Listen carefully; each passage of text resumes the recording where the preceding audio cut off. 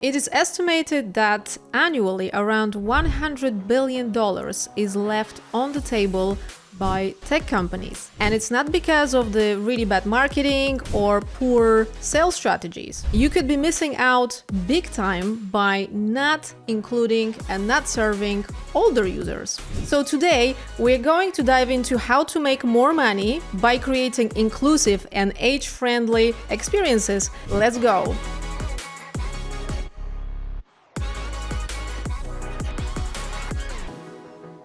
Great. Yeah. So fascinating stats there, Anastasia. Today's most wealth is held by senior citizens. We've actually got this amazing kind of chart graphing the estimated wealth of baby boomers, Gen Z. It's huge. Baby boomers is $62.4 trillion, and Gen X is $33.6 trillion in wealth, like massive kind of market shares.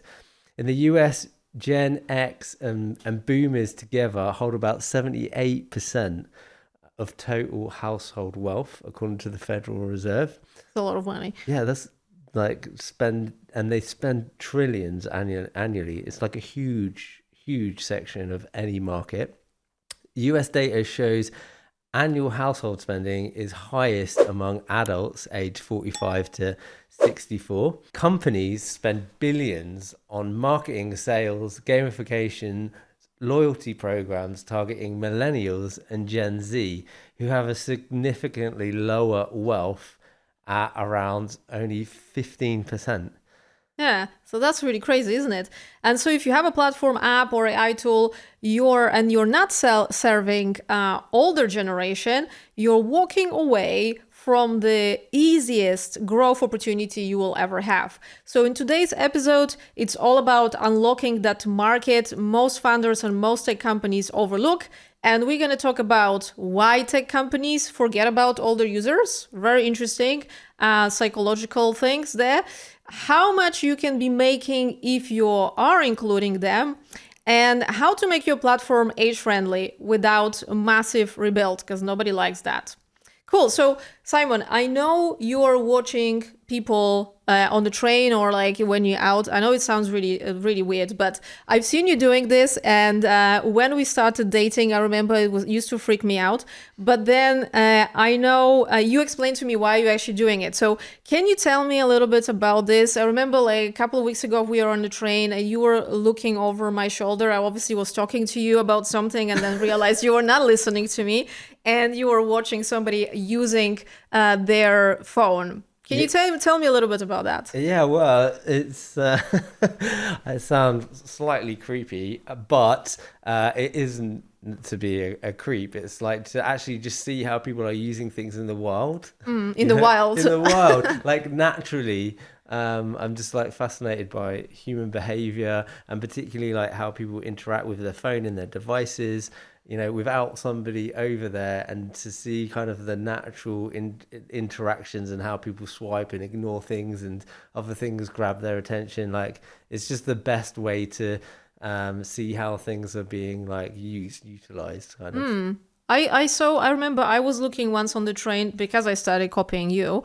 But I remember I think it was like very, very young girl, and I was fascinating how she was interacting with Snapchat. It was literally like knob stop, sliding, replying. It was absolutely crazy. She also had really, really long nails. So I was really impressed by her ability to really quickly do all this stuff on the front. Like if I have any longer nails than this, I literally can't do anything. So I was really, really fascinated by that. So that way we actually can not only look like how people interact with things on daily basis when they're like on the go and on a busy train and so on, but also like take into account that some people have really long nails, which is quite interesting information, and how we design for the touch, right?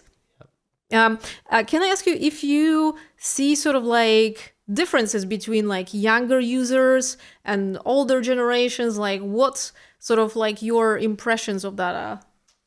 Yeah, huge differences. I mean, not only about the kind of like technology that's actually been used, but the speed of which things have kind of been adopted and are kind of like understood. You know, when I I'm sure anyone listening to this, if they think about times when they've tried to help their parent or somebody slightly older with some technical support, it's like can be sort of want you to pull your hair out.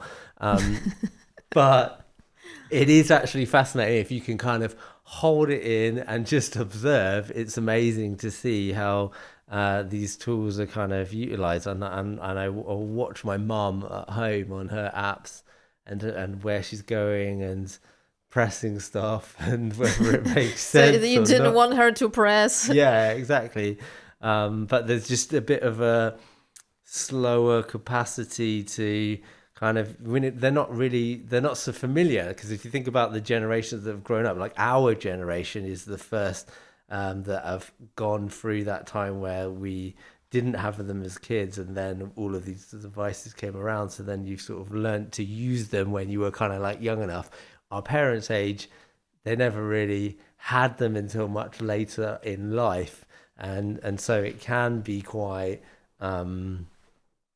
unfamiliar and troublesome. Like things that we think are obvious might not be so obvious to somebody of a slightly older generation. Hence you get kind of frustrated, aggravated, and my hair goes grey. But so you're saying one of the differences that you notice is like a speed of how quickly they can use application, right? Yeah. I also noticed that sometimes the things that like I recognize as interactive items, you know, like icons, and I know they would be interactive, they completely invisible for my mom or like older users, right? So if we don't make something super obvious that it's a button, and sometimes actually it's really funny. Like I recently looked at how my mom was using something, and because the button was too big, you know, it didn't look like the button to her. Yeah. Or if it's like an icon that doesn't have a label, it doesn't look like something you can click on. Or if it's like just square. Just square. So it doesn't give that kind of tactile looking affordance. Like skeuomorphic. Yeah, exactly. Is the crazy word nobody uses now, I think. Yeah, talk to me a bit about like watching your mom using her tech. Well, I know there is like this concept that older people are not using tech.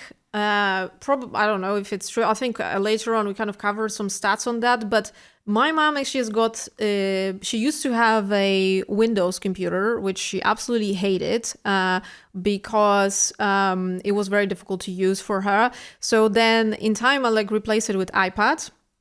And now she's got 2 iPads and iPhone, and she's like doing everything on that, like literally everything, right? So I found interesting challenges around that because she obviously uses everything in like zoomed in mode because she's 78 and she's got problems with eyesight sometimes. What are you laughing at? I was supposed to ask you that question. Oh, really? What challenges have you seen? Okay. What challenges have you noticed around her using her devices? Well, so first of all, the zoom, right? Yeah. She's 78 and she's not seeing the copy really well. Not necessarily zoom, but they might have just increased the she's going to iPhone or iPad settings and she would put the increased font. Yeah. But it's a very big challenge actually, because you would think that those devices are designed, because they're made by Apple, they designed to work with actual zoom, right? Not zoom, the bigger fonts. Mm-hmm. But they actually don't, because if you move to the maximum of the size in terms of the fonts, then all of the interface is like falling apart. Yeah, not necessarily Apple. Also Apple. Okay. Right. They become very difficult to understand what's going on the screen, often, especially with buttons, because copy on the buttons sometimes is so long, and if you increase the font, they kind of like go into 2-3 lines. It's really difficult to read and understand what's happening. I mean, don't get me wrong, 80% of time it's fine, but I think everybody, including Apple, should be more mindful like how their stuff is being used when in those like bigger font states. So that's a really big challenge, I think. Another thing I've noticed is her ability to understand what login an account actually is, because like you mentioned, we grew up with within this space where we have, ability to create accounts on Facebook, Instagram, everywhere. Well, she didn't have to do that. So for her, understand like logging into your account is still a challenge, although she has been using all of these things for like years now. Makes you realize like how much of a kind of abstract concept that really is, but we're totally comfortable with that. But I've noticed the username is like, and that's something that I've been telling our clients as well. Just don't use username because it's really confusing for older people what it is. What do you put in? What is it? To just say email. You give some example of what that is. She gets what email is. Yeah. She doesn't get what username is. Yeah. And no matter how many times I was explaining it to her, it's just so abstract. Yeah. So, and then the other thing is, I think, the contrast. The contrast is a massive thing. And I think even the best apps are doing it really, really badly sometimes. So I think she used to use a lot Duolingo for learning English. Okay. And they made some updates, and in some screens you have like a nice gray, light gray, like off-white kind of screen, and you would have gray copy on top of that, right? Slightly darker than the background. And she literally can't just read it. And she said to me, look, I stopped using it because I can't read in some screens what it says, right? So like being aware of a contrast. Wow, I wonder how many people that happened for Duolingo, right? Yeah, for Duolingo, just Duolingo. She really liked Duolingo because who doesn't like the bird? That abusive bird. Yes. So I think it's important to take that into account. And I think I read somewhere that over 2 billion people in the world today have some kind of problems with eyesight. Yeah, it's a massive massive amount. So and there's such a trend with the specific style of like a light gray on the background, but it's very kind of just screw anyone. It looks really cool, right? Sight impairments. Don't make it black. Things look cool, but usable at the same time. Yeah, I mean, usability always wins. And then actually what I discovered recently, that she absolutely is amazing with AI. So we replaced the Duolingo with some other application. We looked at a couple of different options for her for learning. And I found a really, really good application, which is actually AI avatar teaching you how to speak English. It's absolutely amazing because This is amazing because if you like just give a bit of context around the actual like problem of your mum learning like an additional language, not one, but she's got 3 or 4, but if you just talk a bit about finding like tutors and how right, so that's happened. Like this is like interesting. So she's been trying to learn so she's had like ups and downs with learning English over the last probably 15 years, and we were trying to find her a tutor that would be good, ideally native speaker, and somebody who can see her twice a week or something like that for an hour, and it always would totally fail because there's always some kind of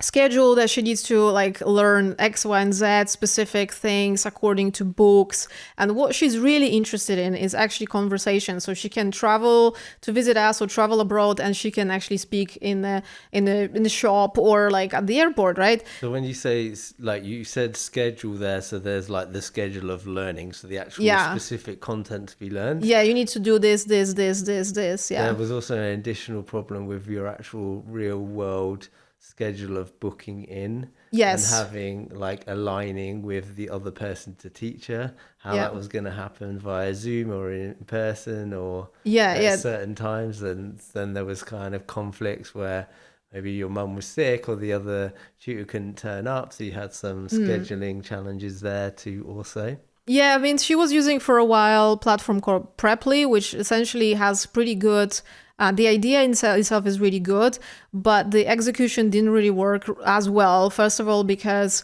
there was a lot of not maybe necessarily a lot of people who actually were teachers. You could get somebody who is very good native speaker, but not necessarily is a teacher, right? And equally, you can have a very good teacher, but they're not going to be a native speaker. So it's a lot of things to think about when you're actually learning English. But I don't want to like say that the Preply was really bad. It just didn't work for my mom, and the scheduling was actually a real problem. So anyway, I just wanted to like highlight them, because then what's really fascinating around the AI tool that she's picked up now is it's kind of like obliterated all of those hurdles. Yes. In a pretty, I mean, actually, this application is probably the best example of AI usage for older people. Yeah. So the problems that she had with learning is it's finding a native for anyone, but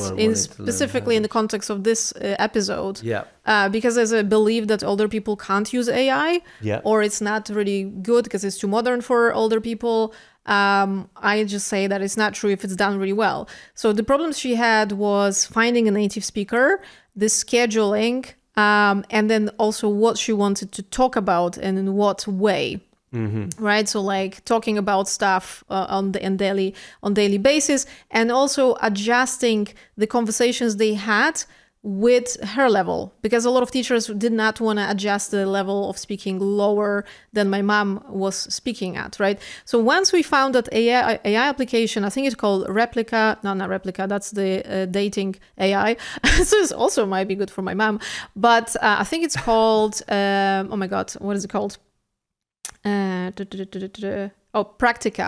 Really, really good application. So, she worked out how it works straight away with I didn't almost no help from me. She discovered herself that she can specify topics she can talk about. She can tell Avatar how quickly she wants to talk. She can just deny talking about some subjects. There's no problem with scheduling because that AI is available 24/7, so my mom can talk to it whenever she wants to.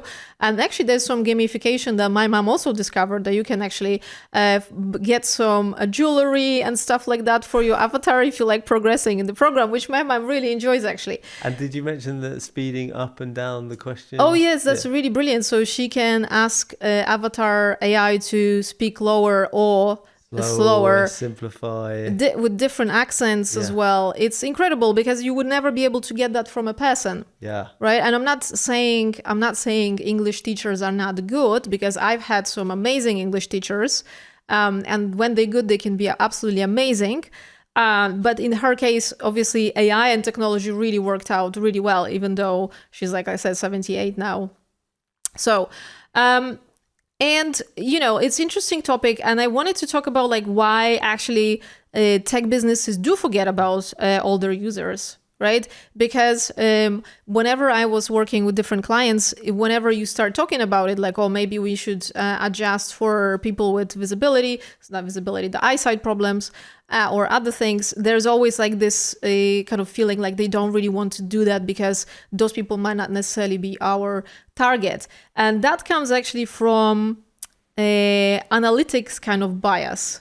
And I remember you and I, we worked in one financial company, and they were looking at the analytics, and at the time they had web experience. And we said, look, we need to optimize it for mobile optimized because everybody's going mobile first. And they looked at the analytics and they were like, oh no, but 80% of our users use desktop, right? But it's because their platform did not work on mobile. Yeah. So exactly. it's like an analytics bias, and it's like a catch-22. Your platform doesn't work on mobile, hence you don't have users, and because you don't have users who use it on mobile, you don't optimize it for mobile. Yeah, right? well, that's a great clarification of that point of you looking at your analytics and you're seeing what's happening, but not why. Right. So the immediate assumption was, oh, I knew why that was happening. That's right. So if you look at it and look at the ages that look at your platform and you don't see anyone above 50, you just like, I'm not going to design for people over 50, right? I'm not going to take them into account. Yeah. And I think what happens is that most founders will actually just build for people like themselves. So it's usually kind of in their 40s, like average 45 age, they're trying to just do what they kind of know and feel comfortable. And it's like if it works for them, it's fine. But again, it's like understanding what is the problem space and who has that problem. Usually their problem can actually stretch across demographics, and it's not just one sort of age group, which is where the kind of marketing ethos of just sticking with demographics can be a bit of a problem, because often if you look at problems, they will like slice up different demographics. So when you are focused on like building for something just you're comfortable with and your friends and your founders, then you're kind of missing this like bigger market share. It actually applies not just to digital worlds. I recently spoke to a friend who is launching his financial business, very lucrative investment in properties in Poland. And he was showing me the business card. I didn't know that people still were using business cards, but he was showing me to this elegant business card, and he was showing it to me, and he's like, "Oh, what do you think about it?" And I said, "Well, who is your target audience? Like, what age they're going to be as well?" And he said, "Well, probably people, over 40, maybe 50s, 60s. And I said, well, some of the stuff that I can see here, I have problems reading. I don't know if they will be okay reading. So I think the best test is like to really actually show to your target audience, like if they can actually read it, right? So it actually applies everywhere, always. Yeah. Another reason why companies, not just founders, any size businesses, why they ignoring older users is because there's a bit of like bias in hiring. So it means like fewer older voices inside the product teams and on the board. So particularly when it comes to like technical development. Yeah. Yes. It's a really good point. So you have like, you hire only certain age people. And so then automatically you don't have anyone who actually will voice anything that they see problems if they are sort of like slightly older, right? Yeah. Absolutely. And so when we working in businesses, I think it's rarely with anyone over 50, I would say, in tech, although I'm sure there's plenty of people over 50, but I'm saying like majority, especially in the fintech space or, startups world, is very often much younger people, and they're just kind of not thinking about older sort of viewers. Yeah, and there's this other reason why tech companies forget that older users is the kind of really mistaken assumption that older users aren't online. Oh my God, my mom is online more than I am. Well, I think this is the thing. It depends on kind of how connected they are to the younger generation. Like, my parents also had like multiple devices and screens. Yeah, you'd be kind of surprised.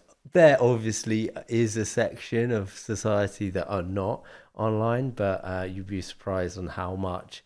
In fact, Few Research in 2024, 76% of US adults age 65 plus own a smartphone, and adoption rates are similar in other developed countries. So like that's really quite a considerable amount.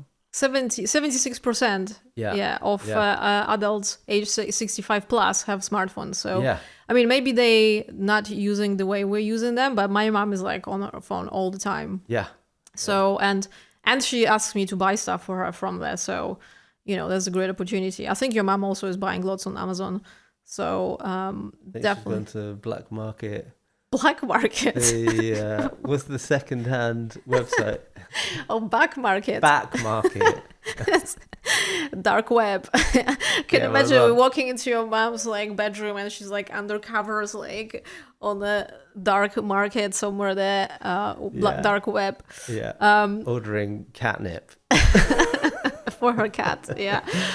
Hey guys, we're really hoping that you're enjoying this episode so far. And if you are, please like, subscribe, and follow. And if you really want to know more about who we are and what we do, go to buildinggreattech.com. Now let's go back to the episode. I think another reason why a lot of companies, tech companies, are not focusing on the older generation is because, focusing on social media, there's a lot of focus on social media virality. Which means that following sort of youth trends because they are more like viral and ignoring like bigger spending older demographics. Because I think, and we've heard it like from a couple of people, like only because something becomes viral and people are talking about it, it doesn't necessarily convert into revenue, Yeah. right? Only because people are talking about something. Of course it might, and very often it does, but actually ignoring this whole group of people who actually spend much more money, is probably like a missed opportunity here. Yeah, and then there's this other thing of kind of just focusing in on early adopters. So there's like this chart of the kind of like innovation adoption life cycle. So you've got like early adopters right at the front, and then it kind of peaks out. You've got like innovators, early adopters, early majority, late majority, and laggards like at the end. But that's sort of like the adoption of the market, and the bigger the bell curve goes, the more you're kind of taking on like customers. So like tech will focus on the early adopters and not think about the mass market. So it's kind of like a disproportionate younger demographic that are keen to take on things, and they're sort of like in their late 20s to 30s.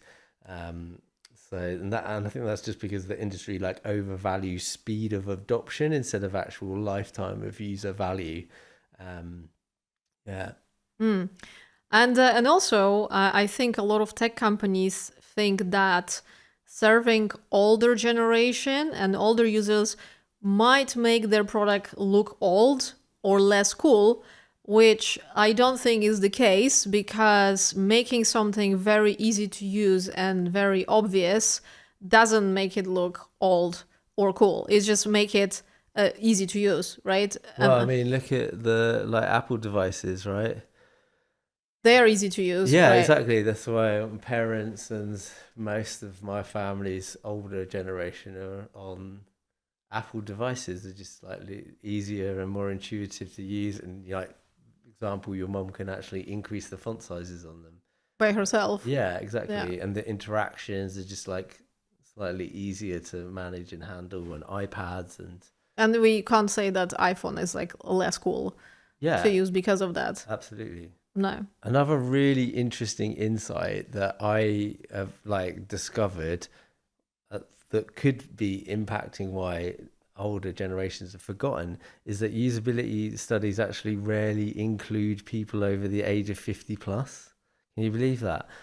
So there's like a major friction point in terms of visibility of how those things are going to be used. That's like quite devastating that those people would be sort of put out. That might be a reflection of the type of tools of which you might collect user feedback from, but yeah, that's kind of an interesting one. Yeah, I mean, when we work with our clients, we usually sort of encourage them to get different types of users, right, in terms of the age and stuff like that.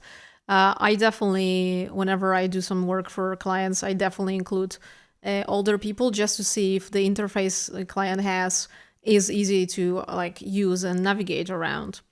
And that actually links also really nicely to the fact that a lot of companies that hire designers who design interfaces are quite young as well. So they might not, see or consider visibility or like contrast or size being a big problem because they have really good eyesight, right? When in their 20s.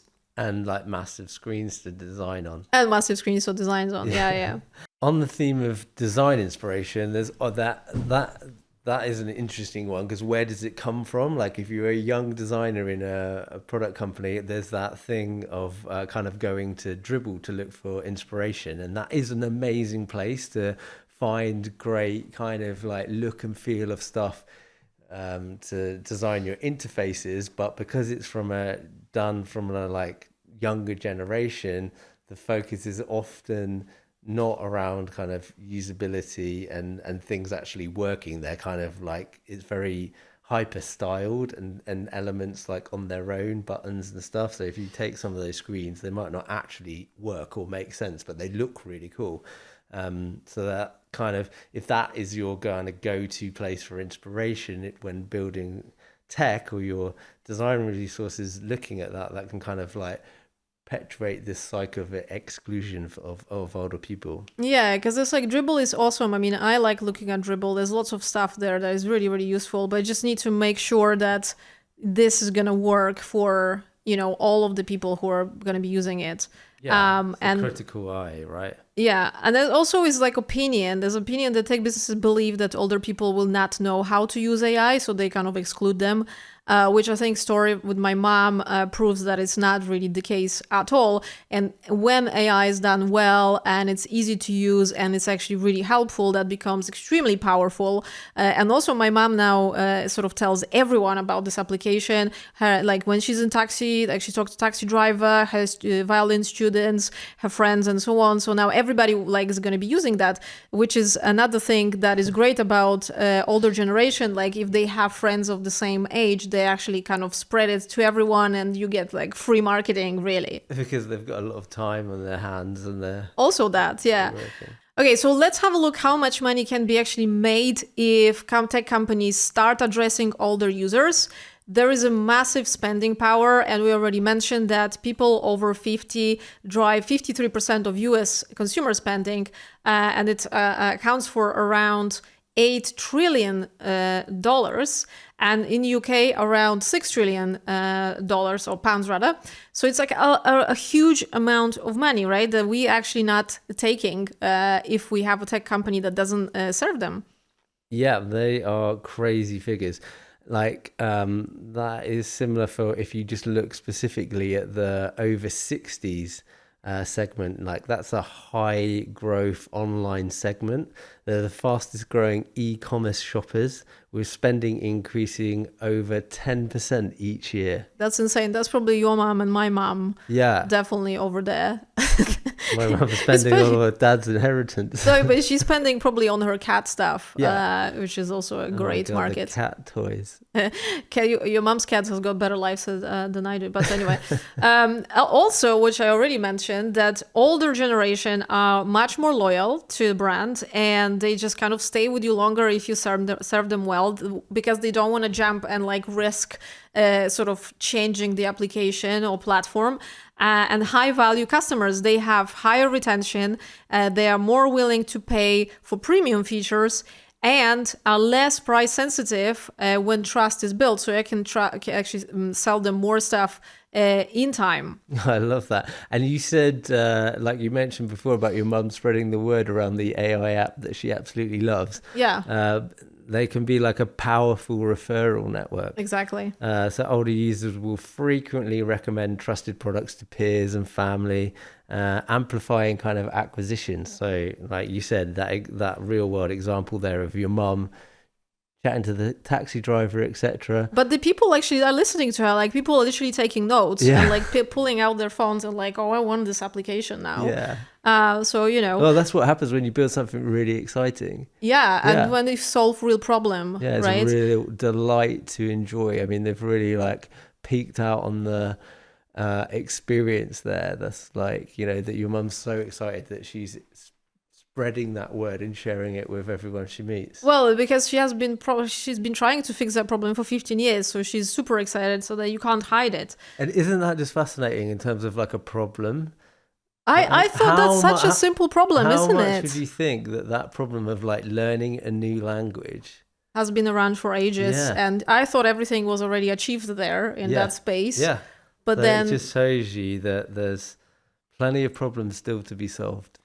Absolutely. And also I want to say that before we found that app, we've tried many other AI apps. So what I want to highlight is like, just because the learning app has AI built in, it doesn't mean that it actually works the way we want it to work, right? So that app was, I think, 5th or 4th on the list that we were checking and kind of trying to see if it's going to work for her. Okay. But so there's a trend of, expanding so-called silver economy. So the EU market for 50 plus customers is projected to hit 6.4 trillion euro by the end of 2025, with specifically very strong growth in fintech, healthcare, health tech, and edtech.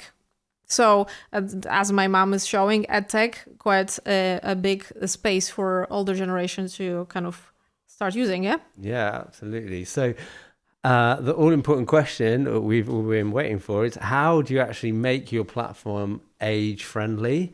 I think there's like some tried and tested approaches to this that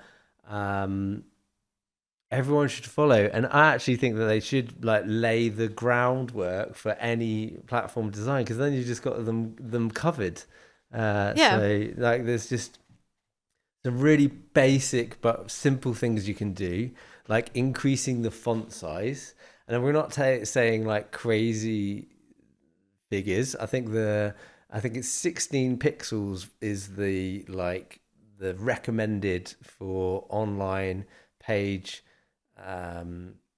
font size, and then that's your like baseline font, and then you sort of knock everything off of that. So that feels like a little bit bigger than most things online, but it's like readable and legible. So then it means if you've got somebody older with bad eyesight and they're having to increase the fonts, they're not going to have to increase them that much that they knock all of the UI out of space. And then also it's actually easier for other people to read rather than having to kind of squint and look at the size of your fonts. Color contrast, check that you aren't using like a palette of grays on white that you can't see the gray. Like there needs to be some kind of contrast between those two things. There's some website actually that you can go and check the background and foreground. So for instance, the background of the button and the color of the font that you're using on that button, and it will give you rating. It will be, single A, double A, and triple A. And we should be standard? And we should be aiming for at least double A pass on the contrast if we wanted to make it good. Yeah, 100%. And then like touch target kind of enabled spacing, so actually size of elements in the interface which are easily kind of have the largest enough pixel area in order that you can kind of confidently press them without interacting with other areas of the interface. And also like making it clear that this is the button or clickable element, right? The actual look and feel of that, right? Yeah. Also very simple changes to reducing cognitive load, so people don't have to think too much. So simplifying the flows, so you don't do many things in one step, or labeling buttons in plain language, right? So everybody can understand. Yeah, absolutely. And then offering like hybrid support, so you have chat and the human help for like kind of confidence and reassurance. So you can use those two things together. Next thing would be using clear and high quality icons and avoiding abstract symbols. So, I mean, we always say if you use icons, try using them with labeling. So it's actually super clear. But if you can't do it, use the icons that are like very recognizable. Yeah, and similar to that with kind of having recognizable things is to avoid jargon. So like replace complex terms and use like everyday language. If you are, if there's a question over it, just simplify it and make it really easy to understand. Obvious always wins. Absolutely. And also, like I said, my mom has problems with understanding what account is, which also is linked to password creation. And I know people absolutely hate password creations anyway. They sometimes would rather not register for new platform than creating another password. So maybe think about alternatives, logins, such as, maybe magic links, which are much, much easier for people to understand how to use, right? Yeah. And along with that, kind of like provide onboarding that can be like replayed and accessed later, so it's easy to find, and you're not pressured to just view it this one time and never kind of return. And also you can, in terms of onboarding and like registration, you can also include clear progress indicators so users know where they are in the process. So that can actually increase by 40% the completion rate of your registration flow. Yeah, that can be like a real game changer. And that's like really helpful for anyone to actually know where you are. How long is this going to take? Have I got time to finish it now? Can I come back later? Yeah.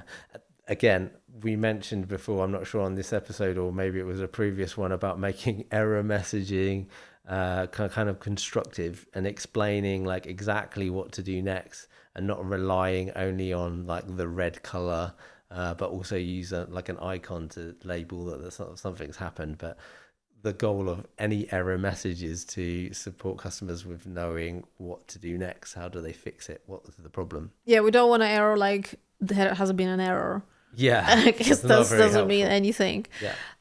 Okay, and also like we need to make sure, like I mentioned at the start of this episode, that when there is increased font size, which a lot of people, and actually people that we know that not even in 50s, they're using like bigger fonts on their phones, that your page or your app or your platform still works, right? I know some application actually disable ability to increase the font. Or can do that, but actually that's probably even worse. So like don't disable it, but also make sure it works when it's increased. Yeah, that's not great. And then the obvious is to actually test it with users that are age 50 plus before launching, and implement their feedback when they kind of stumble across any issues. Yeah, and I personally think that those are like things that you can do for platform for any age, really, because it's basically making sure that your platform is very easy to use. Anyone can understand what's going on. And I personally think like making something not accessible or not usable for people over a certain age makes it very exclusive and very unfair to a certain degree, because they cannot have access to those particular services like everybody else, right? Yeah, absolutely. Okay, so summaries and takeaways. Older users aren't just like a nice to have audience. They're the wealthiest, fastest growing market segment. Ignoring them is self-inflicted revenue cap, missing out on over $100 billion market. Instead of spending billions on more marketing, sales, campaigns, relaunches, rebranding, maybe you should try kind of auditing your onboarding, review your interface design, see if somebody like over 60 can easily use your product, platform, or service. Okay, guys, for this week challenge, I would encourage you to find somebody over 60, maybe somebody from your family, and ask them to try your platform. See where they hesitate, see where they slow down and where they get stuck, and maybe fix just that one friction in the next couple of weeks. Because that $1 billion is out there for the taking, and also is just a good practice to create age-inclusive platforms. Thanks for listening to Building Great Tech. Connect with us on LinkedIn. Please like this episode and share it with somebody who might benefit from this as well. Send us your questions. We would love to answer them. And please visit our website, buildinggreattech.com, where you can download free tips on how to make your website or platform or app more inclusive and more customer focused. Thanks so much.